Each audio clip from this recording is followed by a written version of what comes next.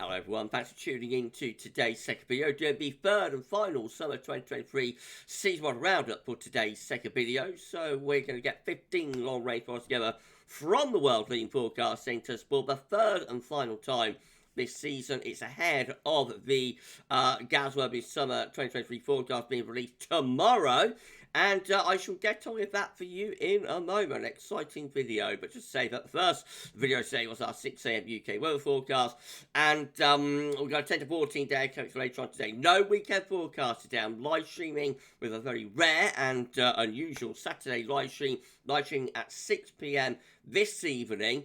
And so because of that, you're going to have a very, very busy day. So the weekend forecast is on the back burner just for this week. It will be back, of course, though, next week. If you could, please like, share, and subscribe on all of the video streams and whatnot. Make sure you're subbed to the channel. Thank you so much for doing that. Ding the bell, and you'll be notified when we are releasing our content. And we thank you so much, everybody, for doing that. Thank you so much to Richard for the summer updates gift. This is the final time you will see Gav the Sunbather and also the Crafty Crab. So tomorrow we've got a special summer forecast gift. So for the last time, thank you so much to Rich for the summer updates gift.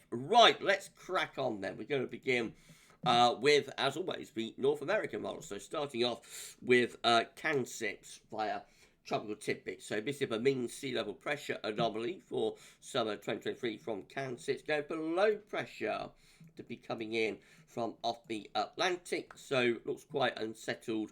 Summer. Let's have a look at the temperature anomaly. That's coming out average to a little bit above. So relatively warm summer, but also wetter than average. Look at this, above average rainfall predicted by CANSIPS for the summer of 2023. Then we go through the NMME suite of models, starting off with NASA. NASA is predicting a warmer than average summer in those orange and red colours there. The NASA model is also going for average precipitation, all with no signal. GM actually looks cooler than average for this summer, quite unusual. You don't see cooler than average temperature anomalies very often with these long-range seas models, but going for a cooler than average summer for the UK and for much of Europe as well. So quite a chilly northern European summer predicted there by GM. And precipitation-wise, it's ever so slightly above average, and more particularly just to our east, actually.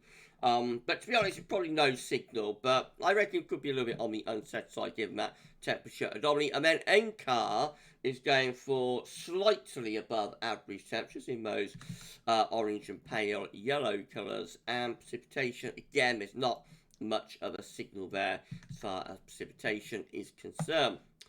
IRI, which of course is the International Research Institute for Climate and Society, part of Columbia Climate School and Columbia University. Temperature probability for the summer of 2023 looks like that. Probability is favouring cooler than average temperatures for Scotland, while than average temperatures are favoured across Ireland, England and Wales. Not really sure what sort of pattern would cause a very warm summer in Ireland and a cool summer in Scotland. But anyway, that's how the temperature probability is looking for this summer. And precipitation-wise, again, no real signal in those white colours. So I suspect that is no signal. It does look a little bit drier in some parts of Northern Europe with these little splotches of yellow around. So maybe, if anything, on the drier side for Northern Europe, which we might be included. But, you know, that's trying to reach a conclusion, I think. Basically, that has no signal for, you know, for precipitation, but is going for a rather, is going for probabilities favouring a rather mild average summer, warmer than average summer for Ireland, Wales, and cooler average summer for Scotland. Talpeng's analogues for summer 2023 look like this.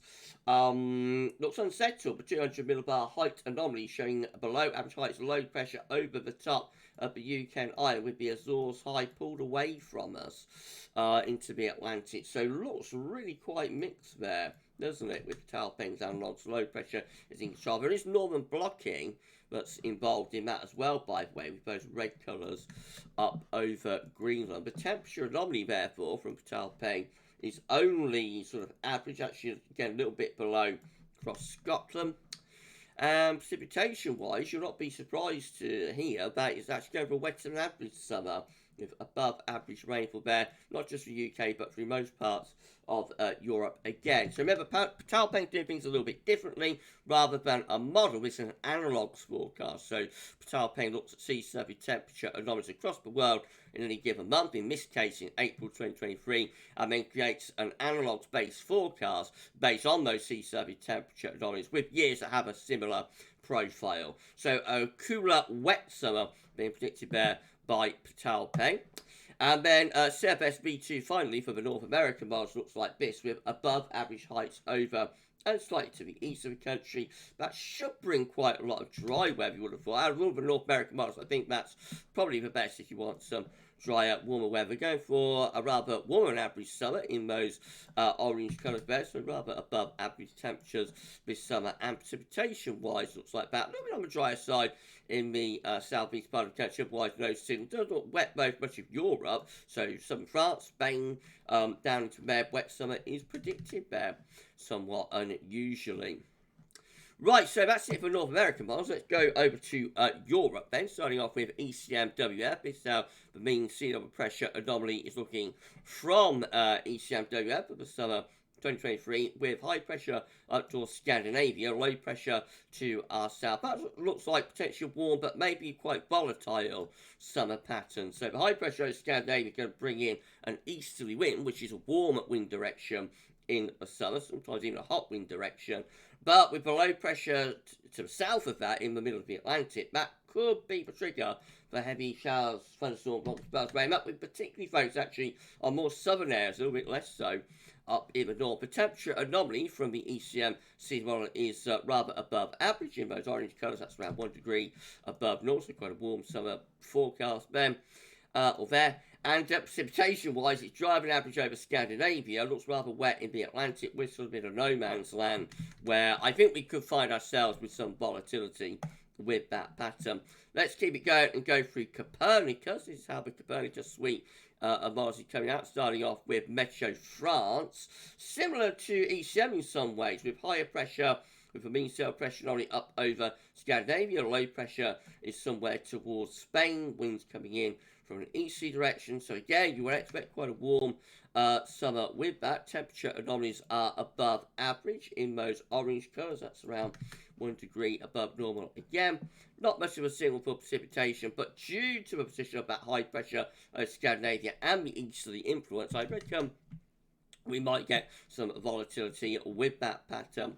DWD looks very similar as well. This is the German model, and this one also going for a higher pressure to the north, this time between Iceland and Scandinavia maybe.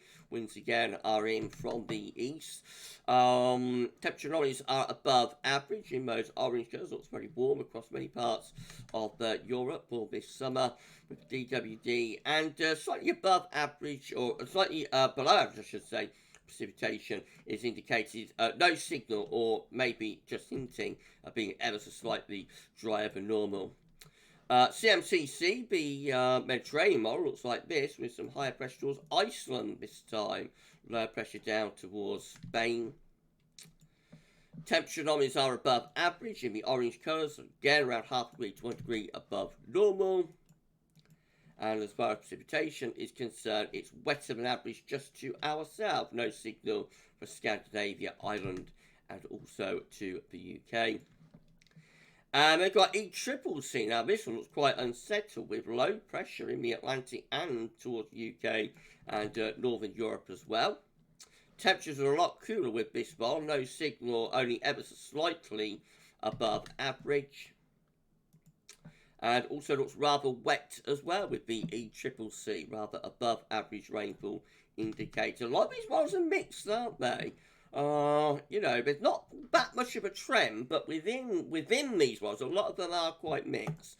Then we go through to JMA, the Japanese model, and that one is shown like a blocking type signal for the summer of 2023, with below average heights or low pressure just to our south and to our southwest. So that one's looking rather unsettled as well, I think. The temperature anomaly is a bit above average in those yellow to just about orange colours, so not excessively warm, but just slightly above normal. And again, going for above average rainfall with the Japanese model as well. And keeping the Asian theme going, we move over to the Beijing Climate Center from China.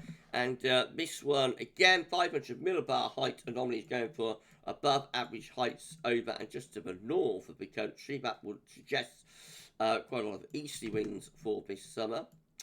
The 200 millibar height anomaly looks like that, with high pressure centered around Iceland.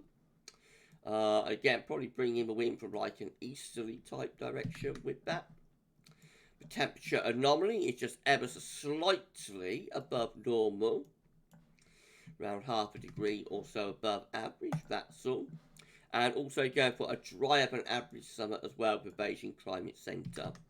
And then finally, we've got the UK Met, our own model, and this one, again, like much of models, it is a trend within model output actually, has high pressure just to the north of us and lower pressure tending to be more towards the south in terms of the mean sea level pressure anomaly with this summer. Temperature anomalies are a little bit above average, but not an excessively hot summer signal, just in those orange colours. And a wetter than average summer is suggested as well, especially so for much of Ireland, England, Wales, perhaps a little bit less so for Scotland because you're further away from the low pressure and closer to that blocking area of high pressure. But it's all a mixed bag, I have to say. So I'm not sure, really, what to make about. Quite an unusual update this month. I think these long-range models are probably trending more towards the unsettled side for this summer. They're mostly going for above average temperatures, but none of them are really suggesting a very hot summer, really, I don't think. And yeah, they all look quite mixed as well. So there we go. That is how we finish with the long-range models. As I say, we ended our summer updates last Sunday. So all that remains now is to release our summer forecast. And you will see tomorrow at 10 a.m. what we are forecasting for the summer of 2023. But yeah, quite a turn up of a book, I think, this final season model roundup for the summer, and certainly food to thought, quite a bit to digest as we count down to the summer forecast tomorrow. We're going to be back shortly with 10 to 14 day. As I say, no weekend forecast this week, but we'll be back with the 10 to 14 day, and then with live streaming at 6 p.m. So if you're around the channel, I'll see you then. But for this third and final summer 2023 seasonal roundup, that's all for now, and thanks for watching.